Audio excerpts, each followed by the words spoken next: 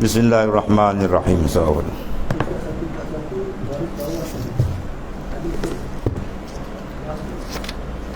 Bismillahirrahmanirrahim. Qala ma'alif rahimallahu ta'ala, ada pun dalil menunjukkan sunat menolakkan orang yang lalu. Kita semayang, kemudian ada sutra ke dinding, jarak pun cukup, syarat dia 3, tak lebih 3 cm. Tiba-tiba dia sengaja lalu depan tu, maka kita hadang dia.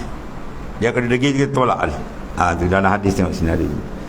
Lalu apabila dipenuhi segala syarat sutra semua dah ada dah, dengan jarak dia, ya, keadaan dia, maka iaitulah hadis yang sahih. Sabda Rasulullah SAW, "Iza salla ahadukum ila syai'in yasturuhu minan nas, fa arada ahadun an yajtaza baina yadayhi falyadfa'hu, fa in aba falyuqatilhu." Masyaallah. Fa innama huwa syaitan namanya itu. Syaitan kepala hitam mungkin. Apabila semayang seorang kamu kepada sesuatu yang mendinding, maknanya dia ada sutra, duduk dekat dinding misalnya, ya, daripada maksiat, maka berkendak seorang bahawa lalu antara hadapannya, tak ada jalan lain dekat depan kita semayang ada sutra, maka hendaklah ditolakkan dia. Nabi arahkan fal yudafi'hu, hendaklah kamu tolakkan dia. Maka jika enggan, fa in aba, degil juga tertolak kita pun nak lalu juga situ, macam tak ada jalan lain, gilo panggil, maka naklah ditambahi menolak, maka hanya senya ia adalah syaitan. Ya, Nabi kata syaitan, fa innama huwa syaitanun, itu syaitan. Sebab mereka itu mengikut, maknanya ajarkan dan bawakan syaitan, degil. Allah, baru semayang dia kena ada begitu. Iza salah ahadukum falyaj'al amamahu wajhi syai'an. Bila kamu semayang, letak depan kamu satu benda. Fa in lam yajid falyansib asan. Kalau tak ada dinding, tak ada apa, kayu, dirikan, pacakkan tiang. Itu dalam hadis sahih Nabi suruh, ya, falyansib asan, letakkan tongkat ke apa, atau benda yang tinggi dia lebih kurang 2/3 hasta, ya. Antara kita tadi setelah 3 hasta, jangan jauh, paling kurang. Fa ilam yakun mahu asan, kalau tak ada asan, tongkat pun tak ada, kata Nabi, fal yakhutta, ya, khata, mana hendaklah mereka apa, garis. Kemudian la yadurruhu man marra amamah, ai fi kulli ma fi kamali salati, maka tidak memberi mudarat mereka yang lalu depan kamu. Mana kita dah ada setera kan, pacak kayu, dia lalu luar sana tu, tak ada apa, ya, atau mana. Itu besar kedudukan orang yang sembahyang, dan disuruh kita membuat hadangan sutra. Kan dah ada masjid pada apa, ada jual kayu, kedai ni menjaga betul dia. Tengah masjid, sebab tengah masjid kadang-kadang jarak imam tu jauh sangat, kan, dengan dinding tu jauh, jadi kena pakai sutra depan tu. Syarat sutra tadi, kalau jarak jangan lebih 3 hasta. Jadi banyak kadang imam dengan tamu dia jauh, kadang pergi sampai 5-6 hasta, ya, sebab dia letak kapit besar kat depan. Dan kawan tu macam tak boleh keluar daripada kapit pula, duduk situ dah, jarak jauh, habis fadilat jemaah luput, penat datang masjid. Sebab tu benda-benda dia kena ada ilmu. Kalau tak ada ilmu terjadi. Tapi kalau ada ilmu tak beramal, tu hal juga, dia dah tahu, ya. Dan diambil dengan sabdanya, apa diambil, dipaham, ya, wa yu'khazu bi makna wa yufhamu, mana diambil, mana dipaham dengan sabda, dengan hadis Rasulullah SAW itu. Fa in abah, maka jika abah, ia enggan, kita tahan tu, dia nak pergi juga, kita tolak sikit, dia pergi nak pergi juga, tu mana abah, enggan kepala mungkin. Bahawasanya lazim atas orang yang menolak itu mengerjakan yang terlebih mudah, maka yang terlebih mudah atas tadrij, ansur-ansur, kuat sikit, dan jangan menolak ia dengan perbuatan yang banyak. Ya, tolak satu 2 kali begitu, honggang-honggang dengan dia, batal sembahyang ni. Anggota besar 3 kali berturut-turut bergerak, maka batal sembah. Tolak sekali tu.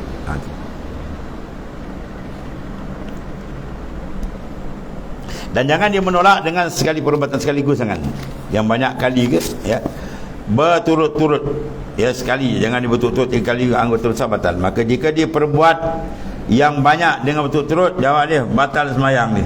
Dia nak tolak kawan dengan sembahyang dia pula jadi batal. Itu kepahaman tu dia kena tahu. Kemudian ada pun dalil yang menunjukkan atas haram lalu lah. Tadi dalil maknanya semua kita tolak, ada nas fal yudafi'hu, hendaklah kamu tolak. Ini dalil haram pula. Tengok dalam hadis ni yang disebut. Lalu antaranya dan antara sutra tadi, ya, antara orang sembahyang tadi, sabda Rasulullah SAW, lau ya'lamul mar, lau ya'lamu, sekiranya mengetahui al-mar, orang yang lalu tidak melintas, sedangkan sutra dah ada, dia tak boleh cari jalan lain apa? Itu makna.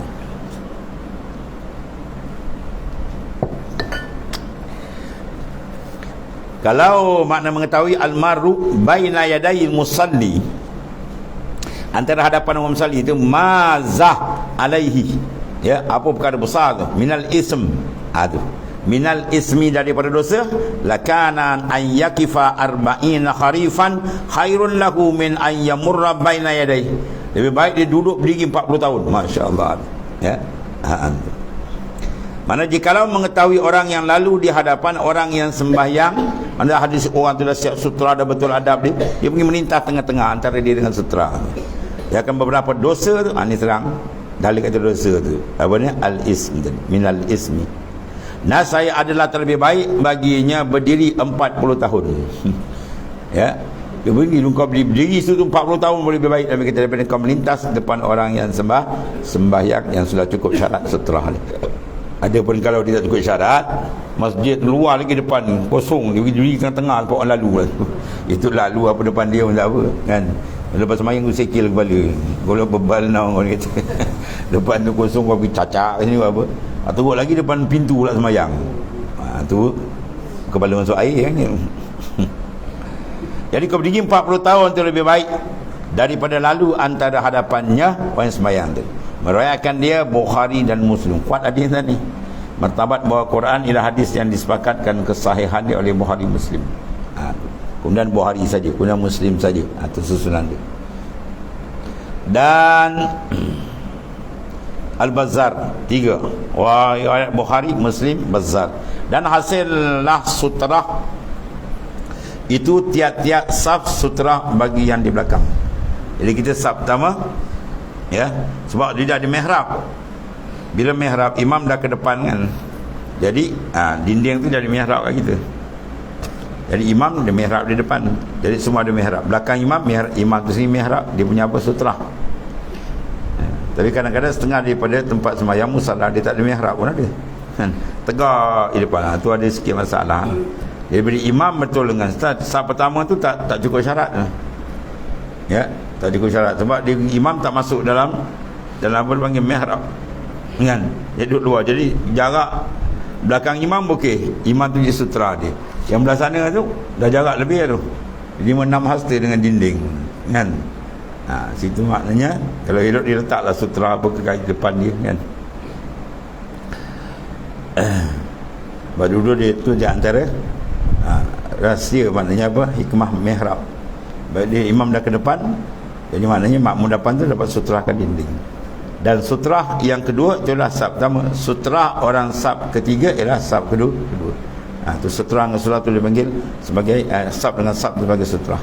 Dan hasil sutrah ni tiap-tiap saf, bagian di belakang, atas yang dimuktamadkan oleh Ibnu Hajar, khilaf bagi Syatib, Syarbini dan Syiramli, tiada hasil saf itu sutrah bagian di belakang. Kalau kata hasil letak juga sutrah.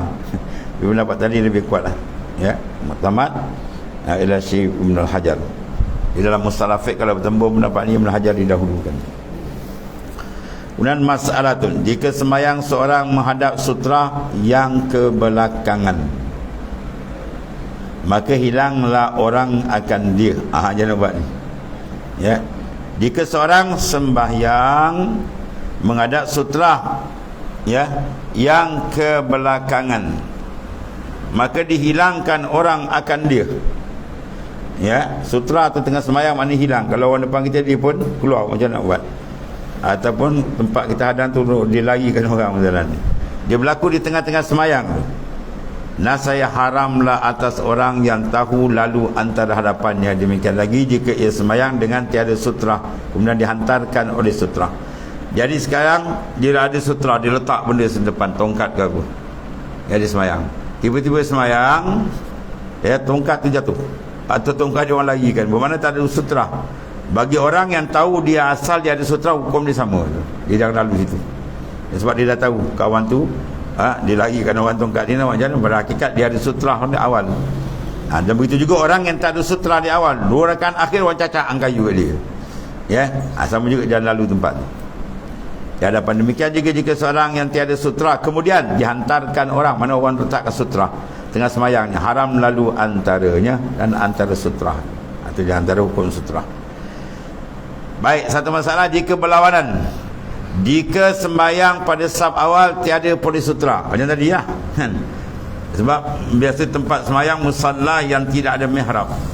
Jadi selain daripada belakang imam tu, kanan kiri tu memang tak dapat hukum sutra yang cukup. Mana syarat sutra tak ada, 3 hasta, lebih jauh 5 hasta. Jadi sekarang kalau duduk saf awal tak ada sutra. Kalau duduk tapi tak dapat, kalau duduk saf kedua tak dapat fadilat saf awal, tapi dapat sutra, makmum depan tu jadi sutra dia. Akan bertembung. Saf kedua dapat sutra, saf pertama tak ada sutra. Mana kita nak lebihkan fadilat awal, saf awal ke atau sutra? Ini jawapan dia. Ya. Jika berlawanan, jika semayang pada saf awal tidak boleh sutra, dan jika pada saf yang kedua dapat sutra, maka hendaklah didahulukan saf awalnya atas zahir kalam fuqaha. Mana kita kena lebihkan saf, fadilat saf daripada sutra dekat sini kalau tembung. Ya. Lama-lama semua nak pergi saf 2, saf orang tak ada belakang. Semua lari ke belakang.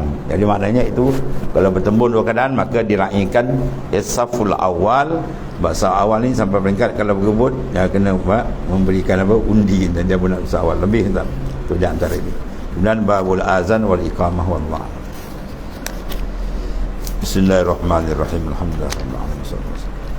Sayyidina Maulana Muhammadin ala wa mu'minina ala sallallahu alhamdulillah. Subhanakallahumma wa bihamdika